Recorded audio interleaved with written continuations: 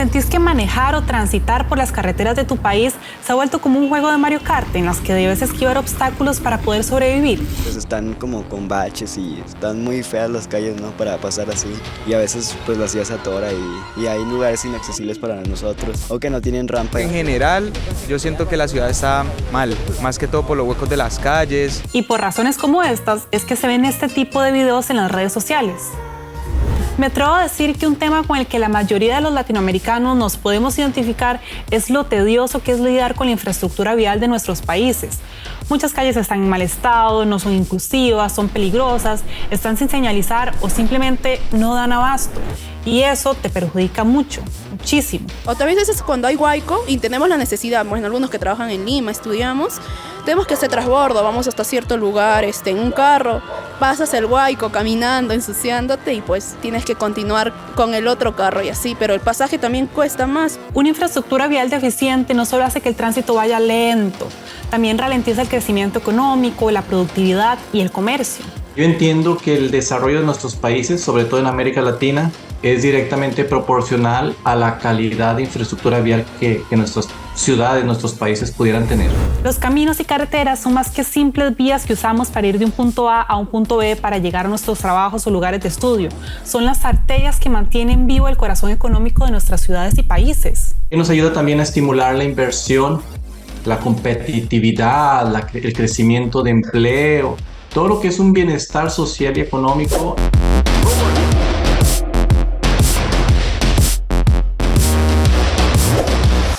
Una buena infraestructura vial es determinante para la calidad de vida de una población.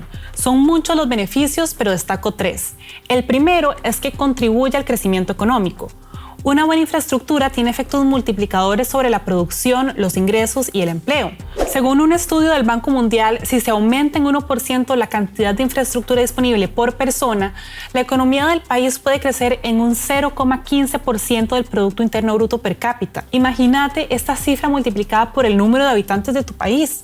También ayuda a reducir la pobreza y la desigualdad porque las redes viales facilitan el acceso de la población a mejores servicios. Tales de salud, de educación, a mercados, pueda conseguir mejores puestos de empleo, necesita tener acceso. Y para eso es fundamental en áreas rurales tener una buena conectividad vial, como también tener mejores sistemas de transporte urbano. Y por último, mejora, sin duda, la calidad de vida. Una mejor infraestructura vial reduce los accidentes de tránsito o reduce las horas que nos la pasamos sentadas en las presas, trancones o embotellamientos. El tema del tráfico hace que se congestionen las pistas, ¿no? Y entonces no podamos avanzar, pues, ¿no? En comparación con Europa y Asia, América Latina está muy rezagada en cuanto a infraestructura vial. A veces ni siquiera hay calle, es pura tierra. El reporte de competitividad global del Fondo Monetario Internacional califica a los países según su capacidad de proveer altos niveles de prosperidad a sus ciudadanos. Una de las categorías que mide es justamente la calidad de la infraestructura vial. El índice califica a los países con una nota del 1 al 7, siendo 7 la nota más alta y 1 la más baja. Calles o vías perfectas no existen, siempre pueden haber mejoras. De hecho, ningún país alcanza la nota 7, pero sí hay algunos que se acercan. Según el último reporte, en el top 50 a nivel mundial está el primero Singapur con una nota de 6.5. Le siguen Países Bajos y Suiza. El primer país latinoamericano aparece apenas hasta el puesto 27, Chile. En este top 50 también entran Ecuador en el puesto 34, República Dominicana en el puesto 43, México en el 47 y de últimas Panamá, que entró con las completas, como decimos en mi país, en el puesto 50. Ahora veamos el ranking latinoamericano. En los primeros lugares de la región están, como ya mencionamos, Chile con una puntuación de 5.2 y le siguen Ecuador, República Dominicana, México y Panamá. En los últimos 5 puestos se ubican Costa Rica con una nota de 3. Le siguen Paraguay, Venezuela, Guatemala y de último está Haití con 2.1. En algunos países, el rezago de la infraestructura vial suma varias décadas y los atrasos en las obras son descomunales. En Costa Rica, por ejemplo, expertos del país aseguran que algunas redes viales presentan entre 20 y 40 años de retraso histórico. En Bogotá, Colombia, el Instituto de Desarrollo Urbano indicó en febrero de 2024 que la construcción de obras en la ciudad presentaba atrasos de hasta el 69% conforme al cronograma pactado. ¿Por qué estamos tan atrasados? El desarrollo de infraestructuras en América Latina se ve frenado por diversos desafíos. Creo que la pista no está apta para ese tipo de problemas. Últimamente hubo una pista, la que es la avenida nueva de acá de Canta, por donde circulaban los carros pesados. No ha durado ni 2 años, ni 1 año y medio y ya está dañada. Una de las principales es, sin duda, la falta de planificación. Es difícil generalizar, pero en términos promedio América Latina no se caracteriza por contar con planes de transporte nacionales integrales a largo plazo. Esto se traslada a que en la planificación de ciertas intervenciones en cuanto a infraestructura y específicamente en lo que hace a infraestructura vial, las decisiones se guían más en cuanto a los costos de obra a nivel de inversión inicial. Es decir, que a la hora de crear nueva infraestructura se piensa en el aquí y el ahora, pero no en el mañana. Y esto es crítico porque para que las infraestructuras tengan vidas útiles más prolongadas, se debe tomar en cuenta desde su desarrollo los costos de conservación y mantenimiento que serán necesarios. Muchas de las infraestructuras son infraestructuras que se hicieron hace muchos años y que no responden a las condiciones actuales, ¿sí? Entonces, tendría que haber un proceso de mejora o de actualización de la infraestructura. Y es que la proyección a largo plazo es clave, es uno de los pilares del desarrollo. En eso, América Latina está fallando. Leí este dato interesante de Luis Alberto Jaramillo, un profesor de ingeniería de la Pontificia Universidad Javeriana de Colombia, que ha trabajado tanto en Europa como en América Latina. Jaramillo afirma que el proceso de construcción de un proyecto vial en un país como Alemania puede demandar un total de 15 años, de los cuales un 75% se dedican a planeamiento y un 25% a construir. En cambio, Jaramillo señala que los procesos en América Latina están al revés. Solo un 10% va para la preparación y el 90% restante es para la realización. Por otro lado, también está la falta de inversión. Aquí existe una brecha muy grande en comparación con otras regiones del mundo. Según la CEPAL, la región invierte en promedio alrededor del 2,8% de su PIB en infraestructura, mientras que el promedio mundial es del 3,8% y en los países de la Organización para la Cooperación y el Desarrollo Económicos, la OCDE, es del 3,6%. La inversión en carreteras puede aumentar la competitividad y el nivel de exportaciones de las regiones beneficiadas. Veamos el ejemplo de Perú. En este país, entre 2003 y 2010 se completaron más de 5.000 kilómetros de nuevos caminos. Esto ayudó a aumentar las exportaciones en un 6,4%. Se estima que la región debería invertir al menos el 5% de su PIB si quiere cerrar la brecha de infraestructura con los países desarrollados. Pero en mi opinión, subir de 2,8% a 5%, como sugieren organismos como la CEPAL, está complicado. Además, en la región hay tanto por resolver que muchas veces no se sabe por dónde empezar. Para que se hagan una idea, la red vial de América Latina se extiende a lo largo de 3,6 millones de kilómetros, pero solo un 16% está pavimentada, es decir, tan solo unos 600.000 kilómetros de esos 3,6 millones. Ahora bien, si dejamos de lado la conectividad de la región, dentro de cada país el panorama tiende a ser muy heterogéneo. Vemos zonas muy desarrolladas y otras totalmente rezagadas. Lo que vendría siendo obviamente capital, encontramos sí una buena infraestructura, más que nada obviamente capital, pero en las zonas rurales ahí comenzamos el problema con bastantes baches y algunas calles sin completar y con bastante desorden, ¿no? Las carreteras rurales van más allá de ser simples vías de comunicación, son pilares fundamentales para la integración nacional y la distribución equitativa del territorio. Si una región le ofrece buenas conexiones viales a sus habitantes, se evita que la población se concentre únicamente en ciertas zonas. El centralismo hace que se abandonen aquellas regiones que no tienen desarrollo de infraestructura vial, ¿sí? Sean más vulnerables, sean más pobres, no tengan acceso a los servicios, a educación, a salud, etcétera. Y eso hace que todo se concentre en aquellas regiones donde tienen un elevado desarrollo de infraestructura. Entonces, eso hace que haya una sobrepoblación y esto obviamente apunta todo a lo que es la desigualdad y la calidad de vida de las personas. En cuanto a infraestructura, la brecha urbano-rural es grande. Del total de población rural de América Latina, un 40% vive en lugares remotos sin acceso a una red de transporte terrestre. Y de nuevo, eso se traduce a un acceso limitado a los servicios y a los mercados. Además, el 90% de las redes rurales en América Latina no está pavimentada y gran parte de ella se encuentra casi siempre en malas condiciones.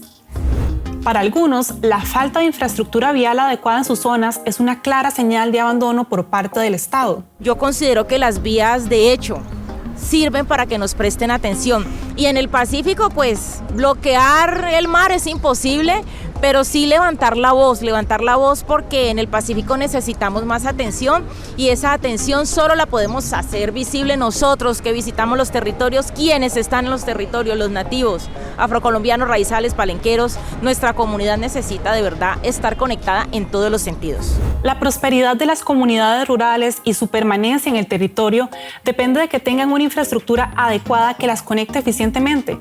En resumen, que dispongan de caminos no para irse, sino para poder quedarse.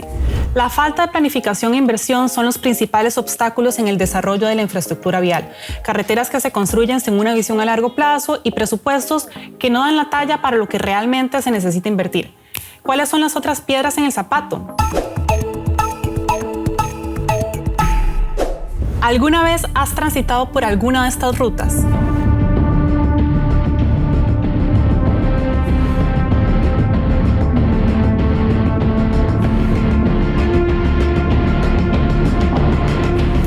Estas vías tienen algo en común. Todas han estado involucradas en sonados casos de corrupción. El favoritismo político y la corrupción son otros de los grandes obstáculos en el desarrollo de la infraestructura vial en América Latina. Esto afecta de distintas maneras. Primero, porque no se prioriza la capacidad técnica de quienes desarrollen las obras, sino que valen más los intereses políticos que muchas veces no son la mejor opción. La calidad, entonces, se pone en jaque. Hay mucha gente muy buena y muy especializada en estos procesos, pero finalmente la parte política, burocrática y la parte de corrupción permea, ¿sí? Opaca estos procesos técnicos y constructivos. Entonces, el desarrollo de infraestructura en general siempre es un tema muy ingenieril, muy técnico, pero tiene un gran componente político y de decisiones políticas, que muchas veces esos políticos no necesariamente son expertos en temas de infraestructura. La corrupción, además, entorpece y ralentiza la construcción de las vías. Veamos el ejemplo de la Ruta del Sol 2 en Colombia. Este proyecto estuvo involucrado en el conocido caso Odebrecht, un megacaso de corrupción y tráfico de influencias con la constructora brasileña Odebrecht, en el que muchos países de América Latina estuvieron enredados. Cuando en 2016 se dio a conocer que la concesionaria que adelantaba el tramo 2 de la Ruta del Sol estaba involucrada en el caso, la Agencia Nacional de Infraestructura de Colombia finiquitó el contrato con la constructora Odebrecht y anunció la apertura de una nueva licitación para terminar la obra. Esto, claro, significó pausar el proyecto y además hacer nuevas inversiones. Para no hacerles el cuento muy largo, el proyecto, como estaba planeado originalmente, aún no se ha terminado. Se espera que la ruta esté lista para el 2027, cuando tenía que haber estado lista para el 2017. Y claro, este no es el único caso de corrupción. En la región ha habido varios escándalos como este. Pero ojo, la corrupción no siempre se presenta en los grandes escándalos. Uno piensa en corrupción como algo muy grande, muy macro, de desvíos de dinero, y no necesariamente es eso solamente. Son decisiones, son momentos, son usos de materiales no adecuados, dilatar los procesos por beneficios personales y no el bien común. Entonces, a ese nivel de detalle a veces es difícil llegar, ¿sí? Porque en esa cadena de trabajo se pierde muchas veces y no hay un control exhaustivo. A final de cuentas, quienes más sufren las consecuencias son los ciudadanos, con calles sin terminar e infraestructura en tan mal estado que muchas veces es un atentado para la vida. No es secreto que moverse por las calles de América Latina se ha convertido en algo peligroso. Que yo salgo a conducir con temor. ¿En qué momento no alcanzo a ver un hueco? ¿En qué momento no alcanzo a ver un desnivel? ¿En qué momento me encuentro con una tapa por encima del nivel de la vía? ¿O en qué momento me toca frenar para no caer al hueco? Según el BID, cerca de 110.000 personas mueren y más de 5 millones resultan heridas en América Latina y el Caribe debido a accidentes viales. Esta, de hecho, es la primera causa de muerte de niños de entre 5 y 14 años y la segunda entre los adultos jóvenes. Y sí, la falta de educación vial también tiene mucho que ver, pero la deficiencia de las infraestructuras juega un gran papel en la seguridad. Vivo en una zona donde para cruzar hay que tomar baches y no hay un puente de parte de ello, por consiguiente uno debe ganar a los carros para pasar obviamente de un lado al otro. Obviamente arriesgándome, ¿no? A veces batallamos para el paso entre calles o a veces para el camino con banquetas. A veces las banquetas están muy delgadas o de plano no hay. La seguridad vial se refiere a las medidas adoptadas para reducir el riesgo de lesiones y muertes causadas por el tránsito. Sin embargo, en América Latina, la infraestructura vial deficiente agrava estos problemas y convierte la movilidad en una actividad de alto riesgo para muchos. Una infraestructura inadecuada ayuda a tener peores índices siniestrales. La conjugación entre distracción del conductor, sistemas de señalamiento no del todo optimizados y ciertas falencias en cuanto a la infraestructura ya relacionadas con pavimento se llevan en tercer lugar, como les decía, la mayor culpa en cuanto a la inseguridad vial. Es fundamental que la infraestructura contemple medidas para que las calles y carreteras sean más seguras, no solo para los ocupantes de los autos, sino también para los usuarios más vulnerables, como peatones, ciclistas y motociclistas. Y cuando uno de repente un hueco que te puede hacer accidentar o accidentar a la persona que va al lado y esa misma persona te haga accidentar a vos. En la región de las Américas, los motociclistas representan un 28% de las muertes en los accidentes de tránsito y los peatones un 23%. Los conductores y pasajeros de vehículos de 4 ruedas representan el 19% y los ciclistas un 1%. Noel Villegas me contaba que muchas veces los gobiernos latinoamericanos se preocupan más por la cantidad que por la calidad. Y bueno, como se imaginarán, esta no es la mejor opción. A veces es más importante hacer carreteras de mejor padrón, de mejor calidad, mejor seguridad, para que el usuario pues, no tenga esos altos niveles de accidentalidad. Pero, ¿qué pasa cuando la inseguridad en las vías va más allá de los huecos? No es solo la infraestructura deficiente lo que hace peligrosas las carreteras en América Latina.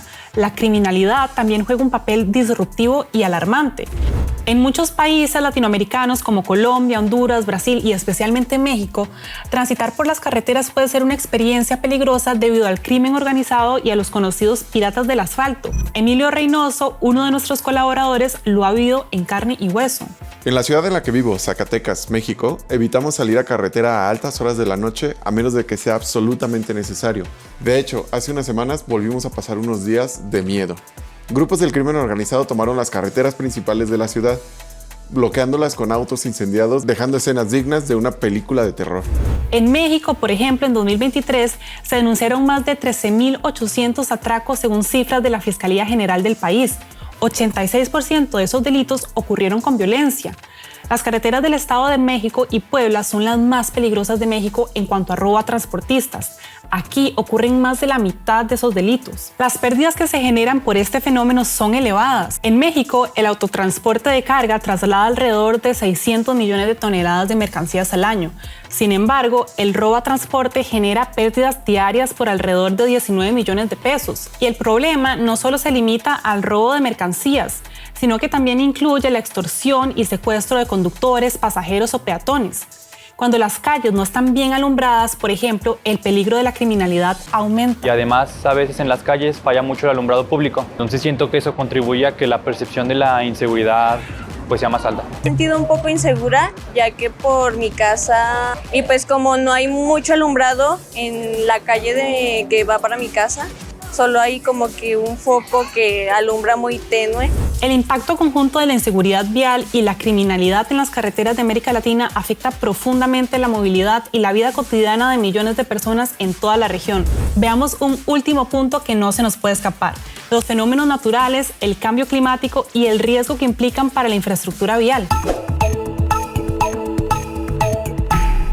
El cambio climático es un desafío global que tiene efectos profundos en todas las áreas de nuestra vida y la infraestructura vial no es la excepción.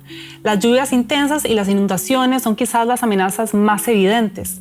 Las carreteras se vuelven intransitables, los puentes pueden colapsar o colapsan, los deslizamientos de tierra bloquean caminos y pasos enteros y dejan aisladas a las comunidades. Los derrumbes también, porque cuando hay caída de árboles en las calles, no sabes si seas tú o la persona que va al lado tuyo, sea la que se accidente, y quién sabe si sea un conocido o hasta un familiar.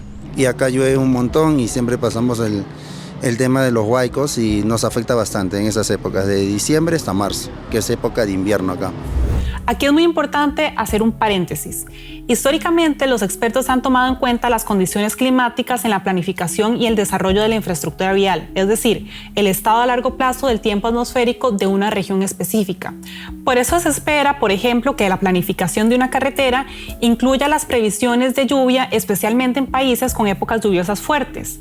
Pero otra cosa son los cambios que se dan en esas condiciones y que son agravadas por el cambio climático. El tema del cambio climático es un gran desafío porque evidentemente todo ha ido cambiando estrepitosamente y estamos hablando de que muchas de las infraestructuras son infraestructuras que se hicieron hace muchos años y que no responden a las condiciones actuales.